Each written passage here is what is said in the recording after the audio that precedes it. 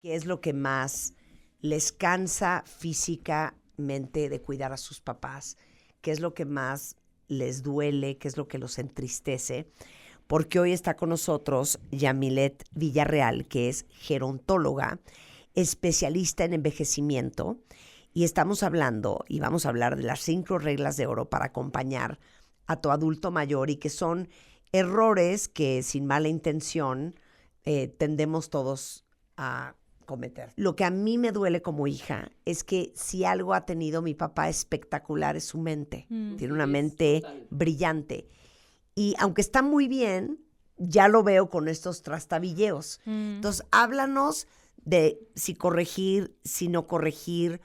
El otro día me tuvo 1 hora 40 minutos en el teléfono contándome de una parte de su vida, de todo un rollo de hace mucho tiempo. Pero muy lúcido.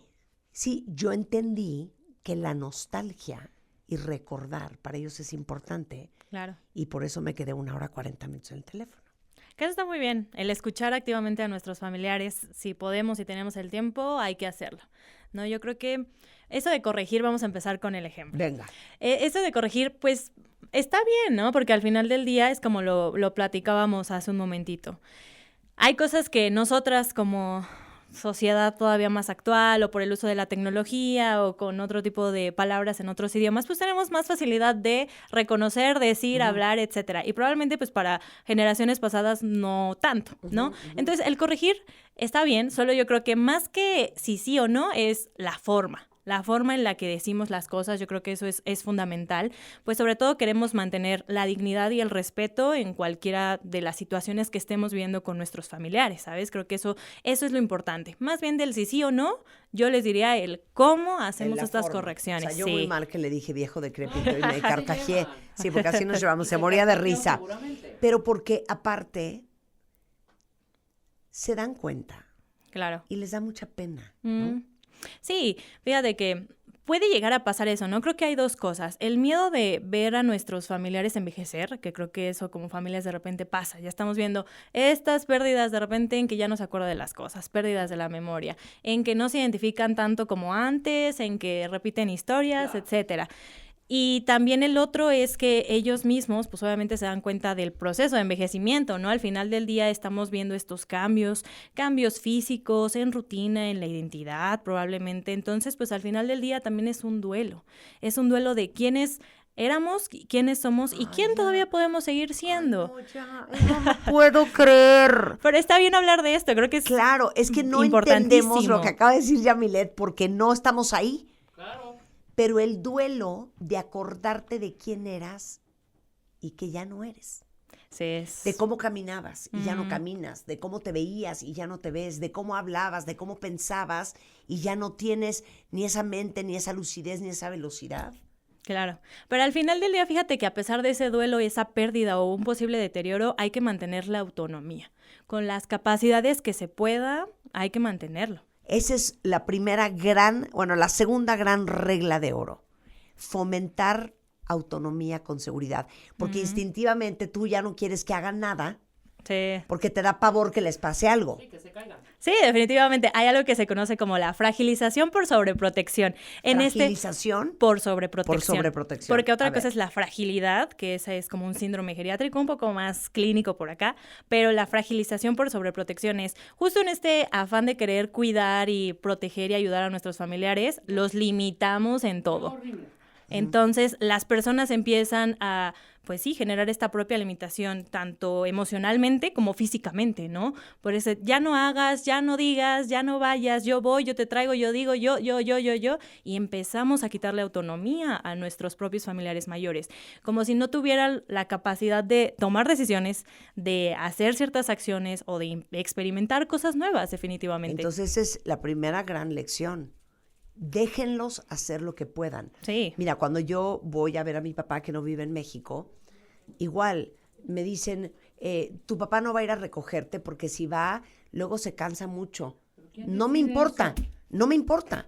Es mejor que se canse por la alegría de ir a recoger a su hija a que se quede sentado en su casa. Sí, claro. Eso se llama fragilización Por sobreprotección. Por sobreprotección. Sí. Bueno, ahora un 100%. ejemplo mío que yo me O, siento. ¿sabes qué? Que no venga al súper.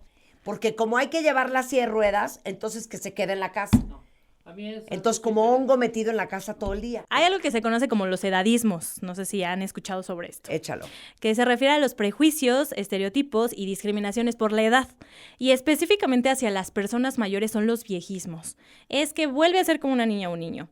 Es que tiene demencia senil. Ay, los abuelitos. Ay, madrecita. O sea, como Sí. que empezar a limitarlos, infantilizar a las personas. Al final del día son personas adultas mayores. Son adultos. Hay que tratar a los adultos como tal. Si bien hay que tomar medidas de seguridad, por ejemplo, si son avenidas muy transitadas o que puede estar llena de accidentes, pues ¿qué medidas podemos tomar para que tratemos de evitar lo más que se pueda? Pero al final es eso, regresamos a dar la autonomía y la independencia lo más que se pueda bajo capacidades y sin importar realmente la edad de nuestros familiares. No los traten como si tuvieran retraso mental. Exacto. No los traten como si fueran unos bebés o unos niños. Ujú, definitivamente. Son adultos mayores. Que eso, le digo, es un comentario muy, muy, muy, muy común alrededor de la sociedad. Es que vuelven a ser como niñas y niños. Es que ya está actuando otra vez como una niña. ¿Hasta qué punto es la personalidad de la persona y que siempre fue así? Y hasta qué otro es nosotros también no estamos sabiendo lidiar con esa situación emocional que conlleva muchos otros aspectos. Claro. La interacción y la socialización son fundamentales a cualquier edad, pero sobre todo en la vejez. La socialización es un factor protector, tanto cognitivo como emocionalmente. Entonces, como familiares, también hay que trabajar en la comunicación asertiva y la escucha atenta. Aunque te lo haya contado 3 veces. Sí. Definitivamente, ahí hay que aclarar algo importante. Justo lo que mencionábamos hace un ratito, A estábamos ver. platicando de cuándo hay algo que se está repitiendo constantemente. Por ejemplo, esta historia van 5 veces al día. Yo ahí les diría que es una señal de alerta, es una red flag, para ir viendo que probablemente haya una alteración en la memoria. Claro. Y ahí, a pesar de que la persona esté repitiendo 5, 3, 10 veces, etcétera, es mejor escuchar porque le damos esa validación a nivel emocional de te estoy escuchando y estoy contigo, a eso ya me lo contaste hace rato. Ay, no, papá, y viene otra vez esa historia. Ay, no sé qué tanto. Si a nosotros mismos, a cualquier edad, estamos como de, bueno, ¿no? O- Oye, cuando nuestros hijos nos dicen, mamá, esa historia ya la contaste 20 veces, te dan ganas de decirle, te vas castigada a tu cuarto sin cenar, ¿no? Sí, sí, sí. Ahora imagínense lo que siente una adulta mayor que sabe aparte Mm. que está, pues obviamente con cierto deterioro cognitivo. Sí. No, que fíjate que ahí cuando ya se repiten y se repiten, muy probablemente la persona, pues su propio cerebro no es consciente de eso. Entonces la propia Ya, persona no puede ni estar siquiera se dan a lo cuenta. mejor, ajá. Entonces para ellos Pero es peor aún, entonces, ¿por qué vas y le dices eso? Ya me lo contaste 20 veces. porque para ellos es la primera vez que te lo está contando o es hace el recordatorio desde hace mucho tiempo, ¿sabes? Por eso es bien importante tener ahí en consideración la comunicación dependiendo de el contexto. ¿Qué haces con la mala crianza, la grosería y la desobediencia? Vamos a poner 2 escenarios. Uno Ok. es que es la personalidad de la persona, de verdad que desde hace mucho tiempo y siempre fue así, ¿no? Y solo en la vejez, pues está más, ¿cómo decirlo? Más reactivo. No más, o sea, como que se acentúa más. Sí. Probablemente es la personalidad desde hace mucho tiempo. Y otra es que son cambios importantes de nuevo de señal de alerta. Cuando antes era una persona muy alegre, que siempre platicaba y tanto, y entonces han pasado ciertas cosas, cierto tiempo, y empezó a ser muy apático, muy agresivo, incluso grosero en ciertas cosas. Si son cambios muy drásticos de personalidad o lo contrario, si antes tenía estas características más negativas y ahora es súper positivo, probablemente es algo que también tenemos que considerar para ir con un especialista. Con el neurólogo. hablar Definitivamente. con O el geriatra. Ujú. Él no era así. Exacto. Entonces, por eso hay que tener mucho en consideración cuáles son esos cambios de personalidad que siempre fue la persona y cuando no era así. Ok. Ese es uno. Y después, ¿cómo actuar? Pues hay que evitar la confrontación. O sea, la confrontación, en vez de ayudar, perjudica y nos hace más reactivos a. Les voy a decir para quién es más fuerte. Para los que son resolvedores profesionales, Sí. los que estamos acostumbrados a corregir, a resolver, a mejorar todo, es súper frustrante Sí. sentir que no puedes componer a tu mamá o a tu papá, Ujú. que no los puedes ayudar a que estén mejor porque no quieren, porque resisten, porque no obedecen, o simplemente porque pues ya no se puede hacer mucho, ¿no? Sí, uno de esos es porque a lo mejor no tenemos las herramientas necesarias, ¿no? Creo que no nos han enseñado a cómo cuidar y acompañar a una persona mayor. Mucho menos a cómo cuidar y acompañar a una persona con algún deterioro cognitivo, una demencia o una discapacidad, porque es completamente diferente y no se tiene como esta profesionalización del cuidado, del acompañamiento, ¿no? Ahí es donde se genera esa frustración, porque al final nosotros hacemos y actuamos y decimos con lo que tenemos al alcance, tanto cognitivo, emocional y físicamente, económicamente también. Pero cuando no se nos enseña cómo, pues ahí es donde empieza la frustración de, ¿y ahora qué hago? Yo quiero hacer esto, pero no está funcionando. Yo quiero hacer esto, pero no quiere, no lo acepta. Ahí es donde empiezan los choques y la frustración a partir de este desconocimiento de la información. ¿Y qué hacer en esos aspectos? Vamos a regresar a lo que mencionábamos hace un ratito, dar, o sea, la autonomía. Al final, si nosotros a veces queremos que nuestro familiar se tome las pastillas. Controlar. Sí. Eso es lo que queremos. Y al final no se hace con mala intención, porque como lo mencionas, es querer que esté mejor. Claro. Cuidarlo y acompañarlo. Sí. Pero pues hay que también darle la decisión y la acción a nuestro propio familiar, ¿no? Si no se toman las pastillas, pues ¿qué consecuencias va a haber? Pues también somos responsables de lo que hagamos y de lo que no hagamos. Y ahí está justo el darle la autonomía y la independencia, y las consecuencias o los actos derivados de, pues ya van a depender mucho de lo que realmente tomemos en sí o tomemos en no, ¿no? Entonces, como justo sí me las voy a tomar. Bueno, entonces, ¿qué va a haber?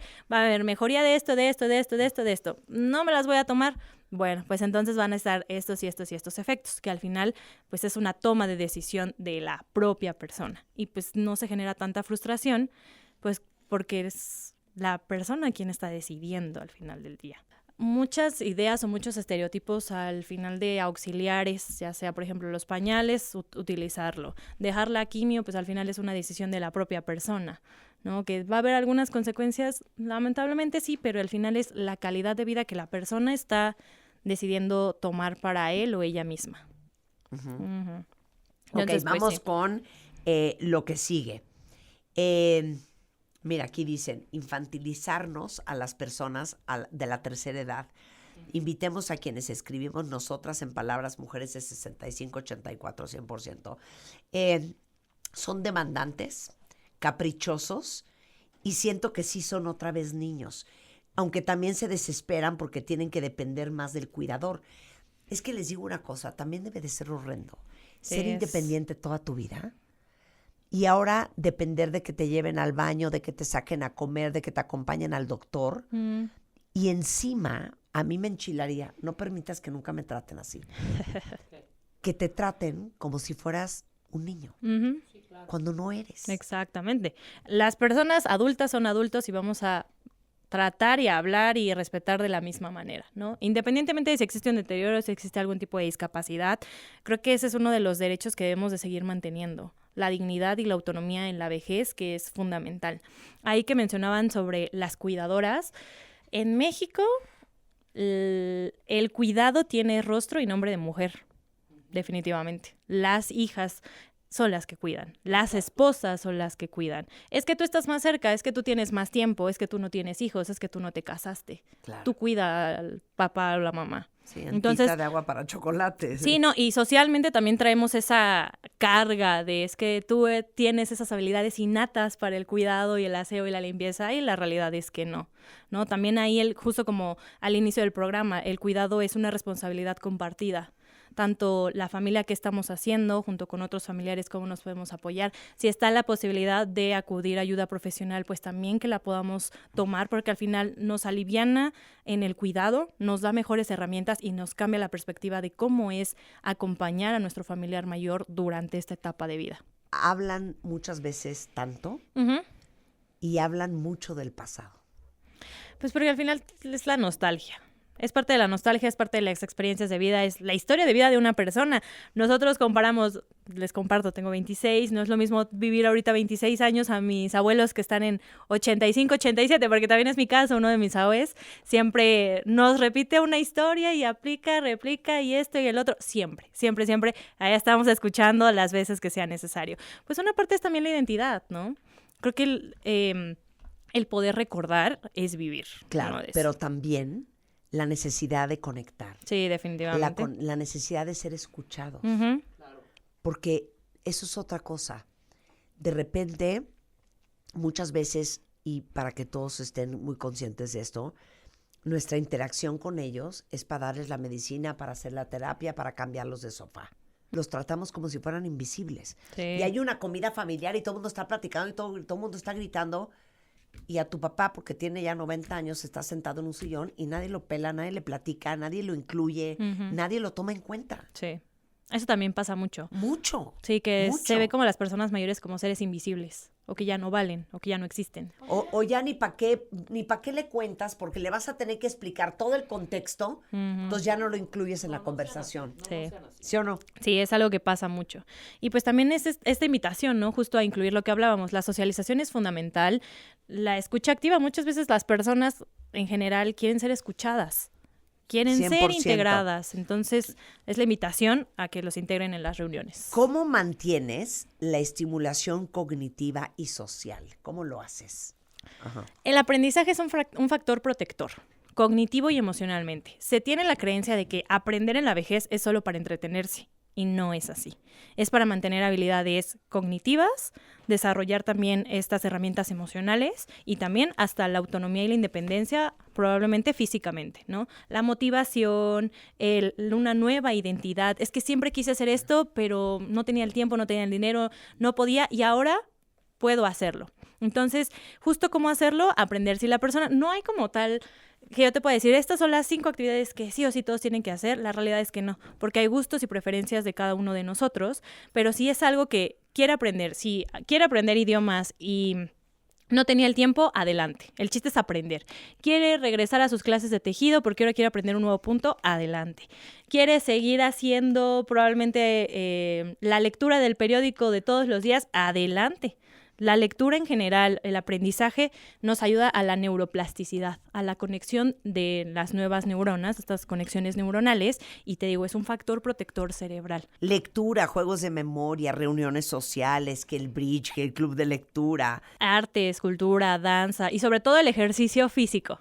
Esa es la mejor recomendación y un sí o sí que les puedo recomendar a todos sin importar nuestra edad, pero más en la vejez. ¿Por qué creen que estamos obsesionadas con construir músculo, por estar fuertes, por tener, ahora sí que, el cuerpo al tiro, Sí. por lo que viene? El ejercicio físico es una gran herramienta tanto para lo físico como lo cognitivo y también lo emocional. Al final del día, con el proceso de envejecimiento hay algo que se llama sarcopenia, que es cuando empieza a bajar el músculo.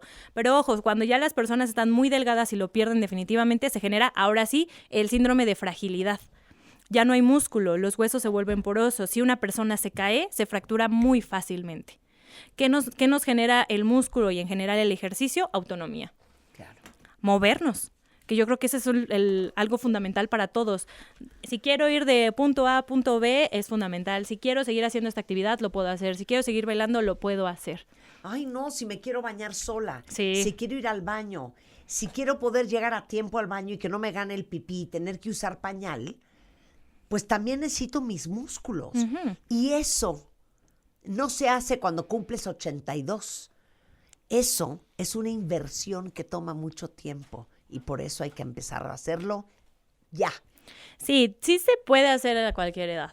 No, a ver, diferente. Mi papá hace fisioterapia diario.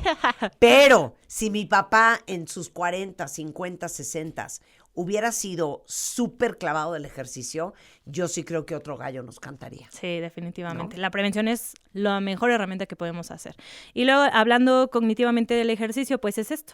Mejora la oxigenación en el cerebro, ayuda a la desinflamación también, que lleva a otro tipo de procesos, etcétera, y genera nuevas conexiones neuronales, ¿no? Al final del día, el cerebro, los músculos, el corazón, todo está conectado y pues nos ayuda realmente a mantener nuestras habilidades cognitivas y a prevenir el desarrollo de deterioros cognitivos. Quitar estereotipos sobre la edad, sobre el envejecimiento, entender a nuestros familiares y tener mejores herramientas desde la gerontología y herramientas profesionales para acompañar y cuidar a nuestros seres queridos en casa.